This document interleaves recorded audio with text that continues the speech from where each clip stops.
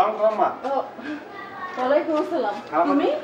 বুঝতেছেন খালাম্মা? হ্যাঁ, এই সাদা একটা শাড়ি দিছিলাম। এখন এটা কোনখানে যে পড়ছে না ফকিরি নিছে বুঝতে পারতাছি না। খালাম্মা দেখেন তো এই শাড়িটা নি। হ্যাঁ, এটাই তো সেই শাড়ি। কই পাইছো তুমি? খালাম্মা ওই বাতাসে মনে হয় উইরা আমাকে ছাদে পড়ছিল, পরে ময়লা লাগছে তো আমি আবার সাবান দিয়ে ধুয়ে একটু পরিষ্কার করছি খালাম্মা। তুমি এত কষ্ট করতে গেছো কেন?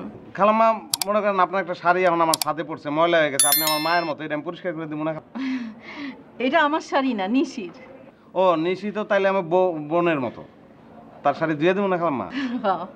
নিজের কথা নিজের কইতে শরম লাগে। মনে করেন যে আমাকে গ্রামে 22 গ্রামের মধ্যে আমাকে বাড়ি কিন্তু সবচেয়ে বড় খালাম্মা। তাই? তারপরে মনে করেন যে আমাকে জমি তো কম করে হলো 23 খানের মতন জমি হইব, আর 3-8 আব্বার দোকান, 3-4 12 কি 13টা 14টা দোকান তো হইব। এরপরে আব্বা আবার সারের ডিলার। এত কিছুর পরেও আব্বা আমাকে 2টা শিক্ষা দিছে, বুঝছেন খালাম্মা? পয়লা কইছে যে সোনার চামচ মুখে লয়ে বড় হইলে হইব না, নিজের কাজ নিজে করণ লাগবো, নিজের জামা কাপড় নিজের ধুতে হবো। আমি তো সবসময় আমার নিজের জামা কাপড়, আমার নিজের কি, আব্বার জামা কাপড় আম্মার জামা কাপড় সব তো আমিই ধুইতাম খালাম্মা। দ্বিতীয়ত আব্বাই কইছে প্রতিবেশীর প্রতি ভালোবাসা রাখতে হইব, প্রতিবেশীর সুবিধা অসুবিধা এগুলো খেয়াল রাখতে হইব।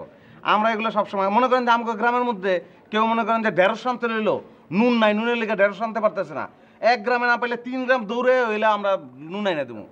ঢাকা শহরে খালাম্মা এই জিনিসটা নাই, কেউ কারো খোঁজ খবর রাখে না।